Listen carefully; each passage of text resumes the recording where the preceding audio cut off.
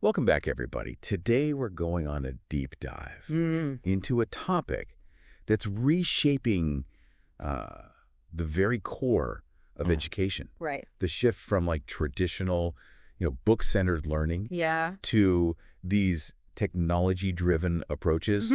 We've got a lot to cover. Yeah. Retorts from Digital Europe, UNESCO, academic papers Right. on tech's impact on learning. Yeah. Even a guide for educators Interesting. on like navigating digital citizenship. Okay. It's a lot, but our Yeah. mission here Yeah. is to really pinpoint those major forces Okay. driving this change, explore its potential, Right. and uncover the challenges Of course. that we need to address Yeah. along the way. Absolutely. It's fascinating to see how the digital revolution has really democratized access to learning resources.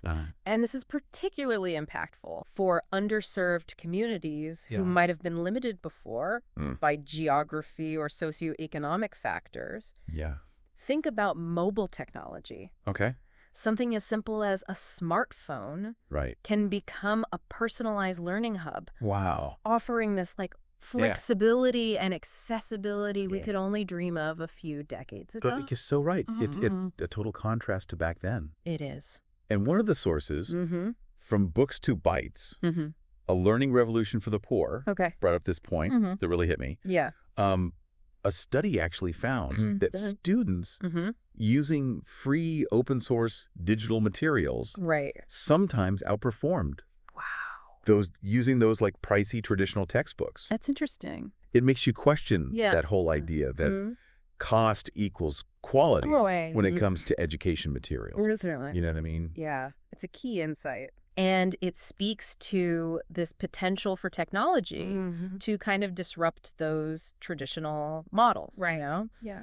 And there's also this shift from purely academic knowledge to like practical skills development. And we see this in things like Rumi, which is focused on providing free learning materials, but geared towards practical skills needed in the workforce. That's really interesting. Yeah. So it's recognizing that education has to adapt to meet the demands of a changing job market. Exactly. Makes you think, are we moving away from that idea of like a well-rounded education and more toward this like specialized skills focus? Is that good question? A necessary adaptation? Or like somewhere in between? It's hard to say. It's a point worth thinking about. It's definitely worth pondering. But while we're talking about tailoring education to individual needs, we can't overlook the rise of personalized learning. Technology is enabling a level of customization that was just unimaginable in a traditional classroom. Unimaginable. Think about adaptive learning platforms. These platforms use algorithms to assess a student's strengths and weaknesses and then adjust the learning material. Wow. It's almost like having a personalized tutor built into the software. Like a built-in tutor. Constantly adapting to the learner's needs. That's so cool. And then there's AI becoming more prominent in education.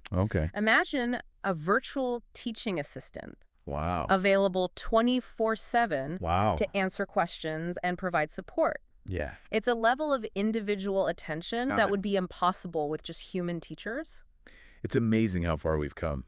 It really is. But it does make you wonder, how will educators adapt to this landscape where technology has this central role? Yeah, it is central. One of the sources really emphasized the need for teacher training and support to effectively integrate these technologies into the classroom. It's not... No, it's not as simple as handing a teacher a tablet and expecting them to transform their teaching. Exactly. Technology itself is just a tool. Its effectiveness depends entirely on how it's used. Pedagogy. Yeah. The art and science of teaching remains absolutely crucial. So crucial. We need to make sure that educators are equipped with the skills and knowledge to leverage these tools in a way that enhances learning. Right. Just throwing technology at the problem without that foundation is a recipe for disaster. It really is a recipe for disaster. Yeah. One area where tech seems to be shining is inclusivity. Okay. The sources highlighted these assistive technologies that are empowering people with disabilities, creating a more equitable learning environment. That's great.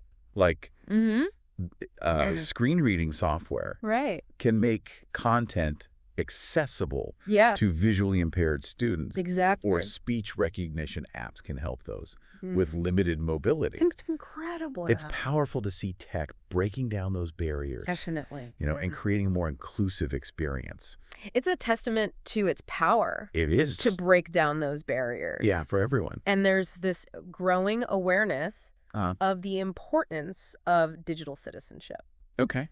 We have to equip students with the critical thinking skills to navigate the online world. Right.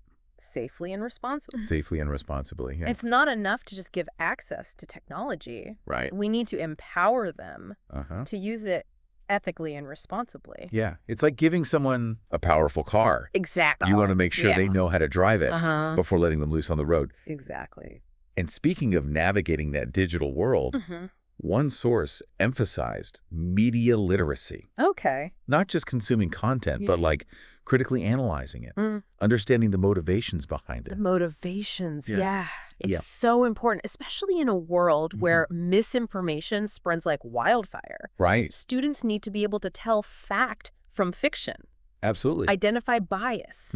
Evaluate the credibility of sources. Yeah. This is essential, not just for academics, but for informed participation in a democracy. Yeah, for being a good citizen. Exactly. This all sounds incredibly promising.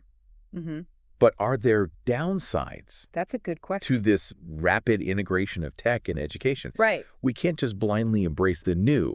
Of course not. Without considering the pitfalls. Yeah, we have to consider those. Right. Yeah, technology offers potential, but it's not without its challenges. Okay, like what? One major concern is equitable access.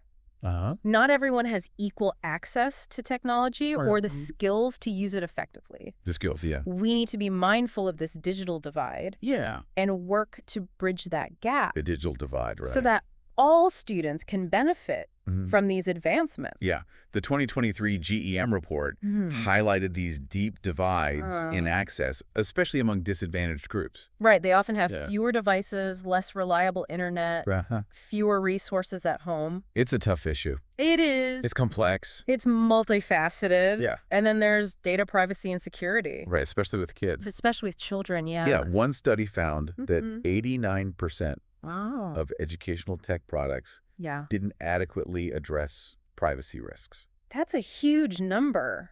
That's scary. It is. It really underscores the need for regulations and ethical considerations. Yeah, as we integrate this technology into education. Yeah, we need to make sure that student data is protected. Absolutely. And these tools are used responsibly. Responsibly. You're right. It is a delicate balance. That is. Between the potential of technology and mitigating the risks. Right. We need to be cautious and prioritize the well-being and privacy of students. Of our students, yeah. The University of Oulu offers an interesting case study.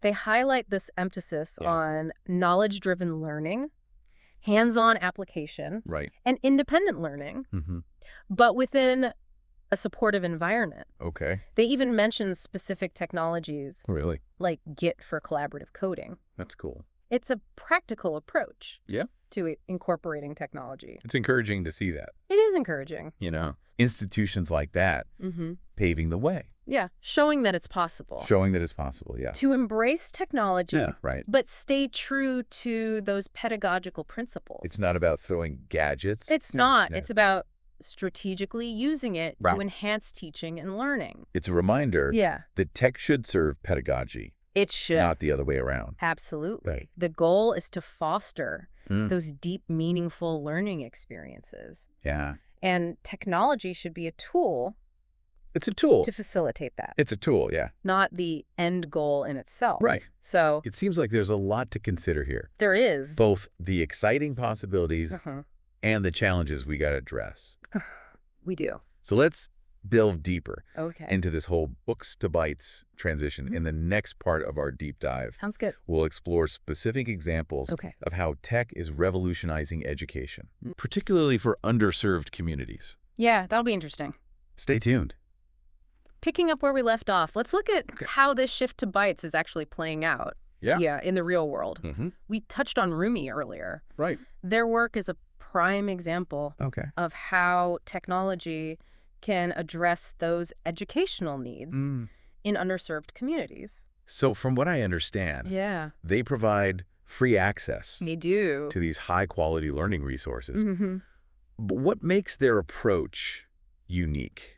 That's a good question. There are tons of organizations trying to do similar things, right? Yeah.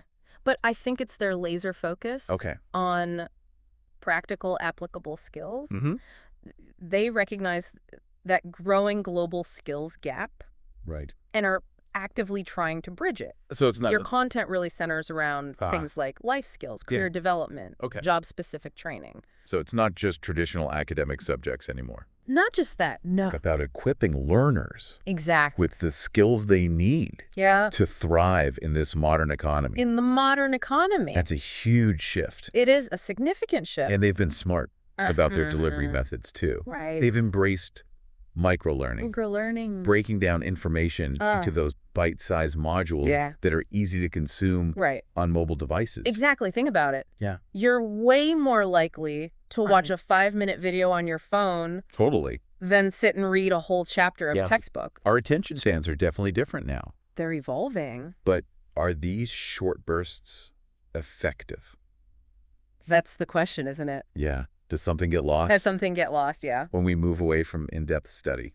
Actually, research suggests that microlearning might be more effective than traditional methods, especially for knowledge retention.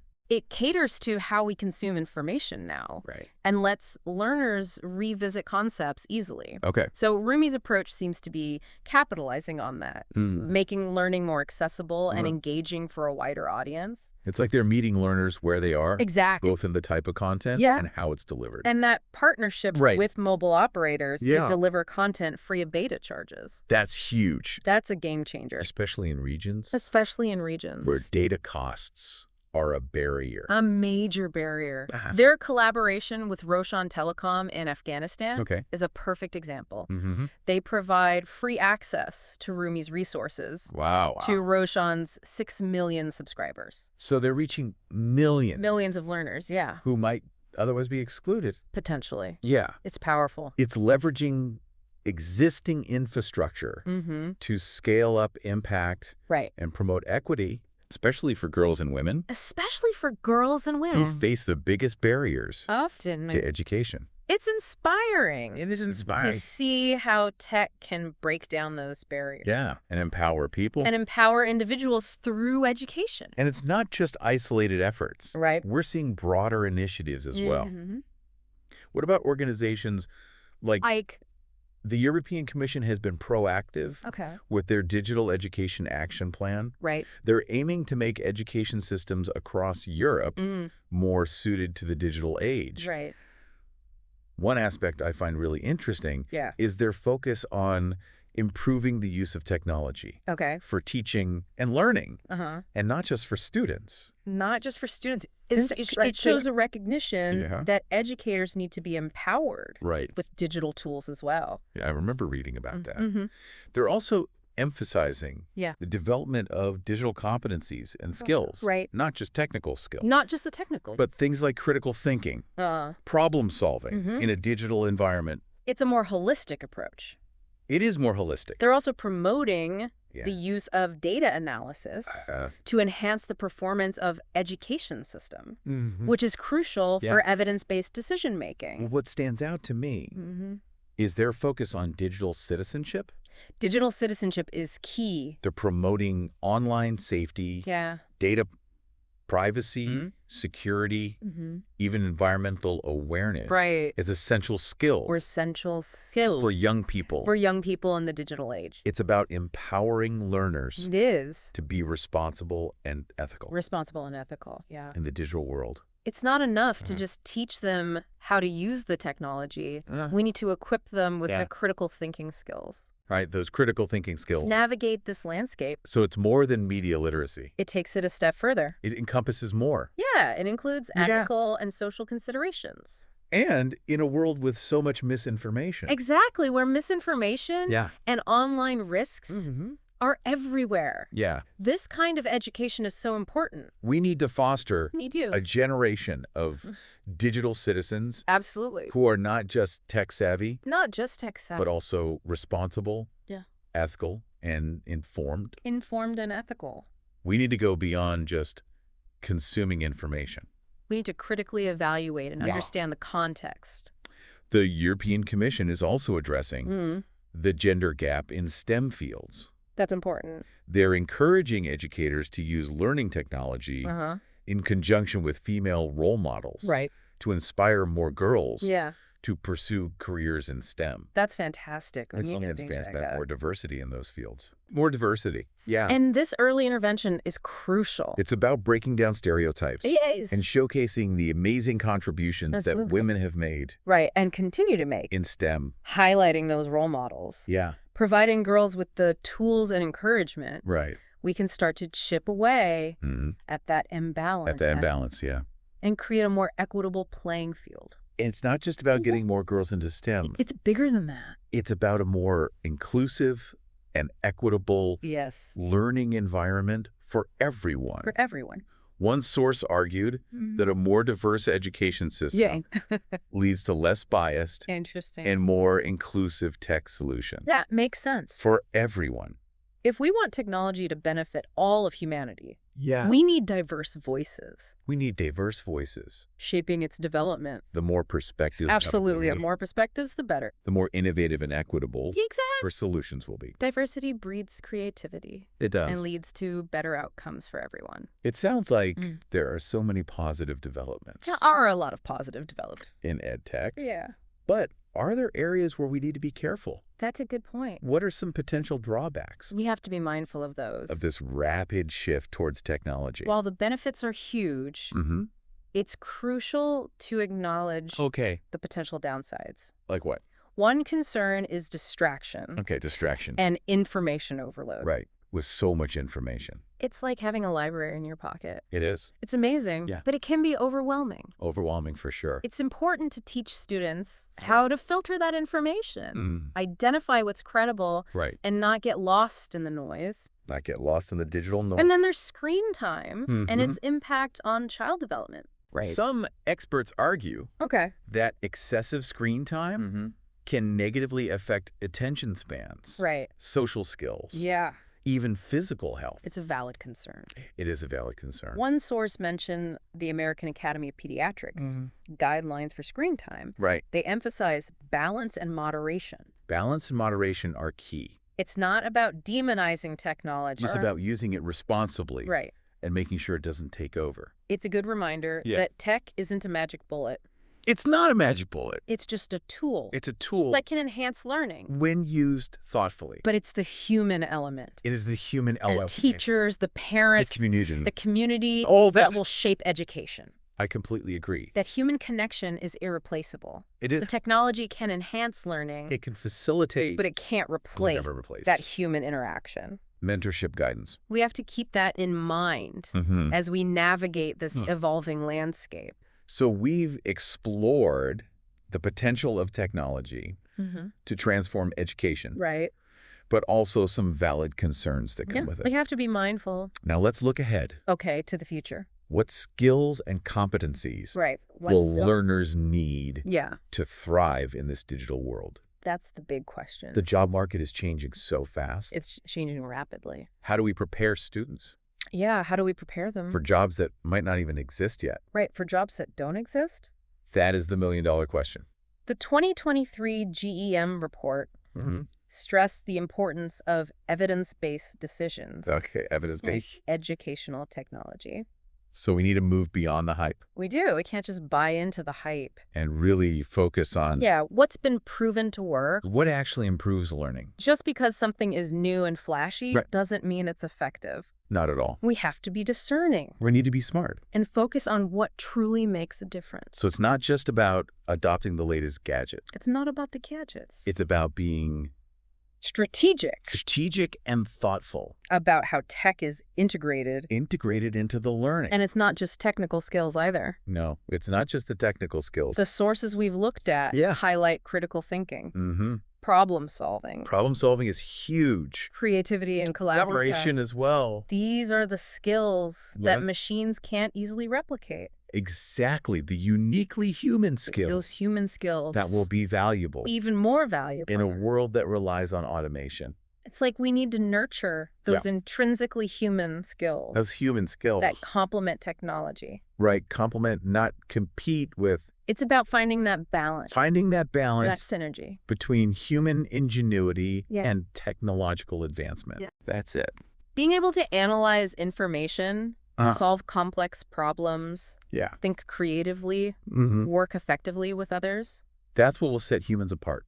It will set them apart. In the future job market. Regardless of what specific careers emerge. The Digital Europe report identified 3 key competencies.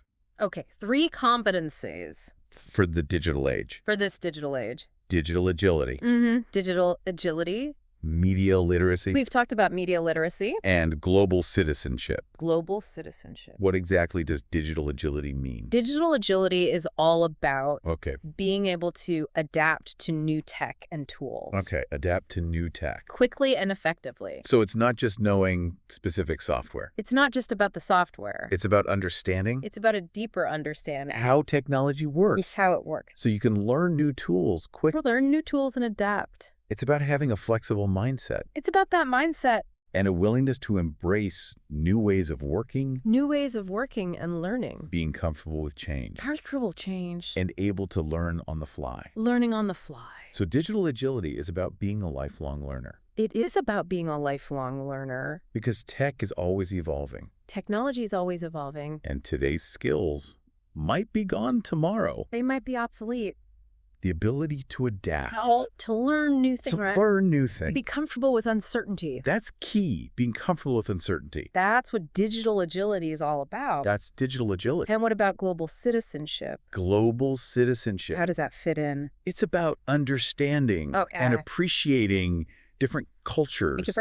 And perspectives. Right. It's about being able to communicate, collaborate with people from all over the world. From all over the world. Recognizing our interconnectedness and working together. Working together to tackle global challenges. It makes sense in today's world. Right. We're not just competing locally. It's a global stage. We're collaborating and competing globally. We are. So being able to navigate cultural differences. Navigating those differences. Work in diverse teams.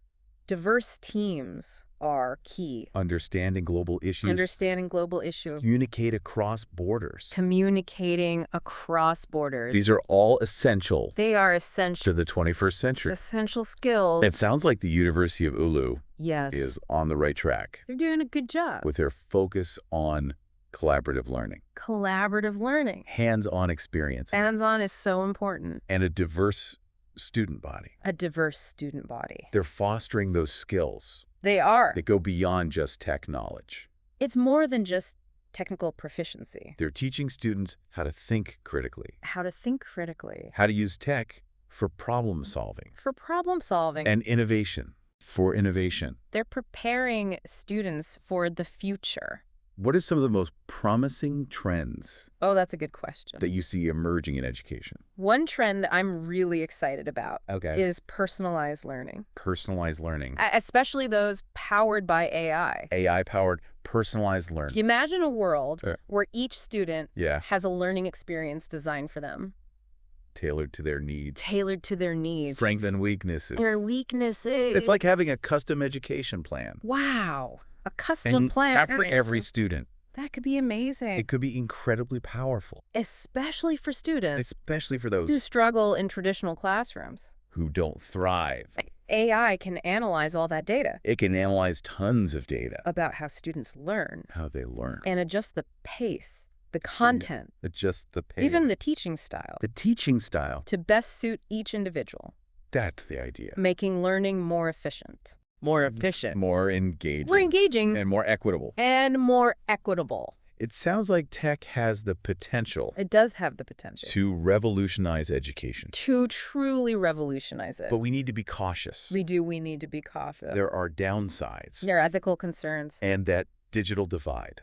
The digital divide is still a challenge. It's essential. It is essential. To be mindful of the pitfalls. We have to be mindful. Prioritize data privacy. Data privacy is crucial. And work to close that digital divide. So that everyone benefits. This has been an insightful journey. It has been insightful. Exploring this shift. From books to bytes. From books to bytes. A fascinating transition. It's well underway. It is well underway. Offering amazing possibilities. Amazing possibilities. But also demanding careful consideration. Careful consideration is key. Of the challenges. As we move forward. It's crucial to remember. Absolutely. The purpose of education. What is education really about? To empower learners. To empower learners. To think critically. To think critically. To solve problems. To problems. To contribute to society. Contribute to society. And to lead fulfilling lives. And lead fulfilling lives. Technology can help us get there. It can be a powerful ally. But it's up to us. It's up to us. To use it wisely. Wisely. And ethically. And ethically. Thanks for joining us. It's been a pleasure. On this deep dive into the future of learning. The future of learning is fascinating. We hope you learned something. We hope it sparked your curiosity. And that it gave you some food for thought. Food for thought about the future. Until next time, keep learning. Keep learning. Keep questioning. Okay. And keep pushing the boundaries. Push those boundaries. Of what's possible. Of what's possible in education.